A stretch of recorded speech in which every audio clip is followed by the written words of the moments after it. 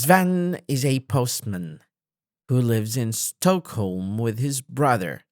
Sven starts work at 5:30. So he wakes up at 4:45. He puts on his uniform and walks to work.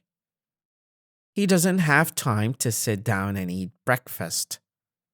So he usually eats a chicken sandwich on the way to work. He spends the morning delivering letters. He stops for lunch at 12. For lunch, he always eats a salad or a sandwich in the park. Sven finishes work at 3:30. He's often very tired, so he goes home and watches television.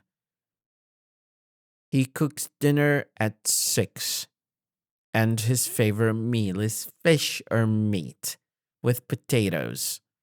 At 8:30, he has a shower and brushes his teeth.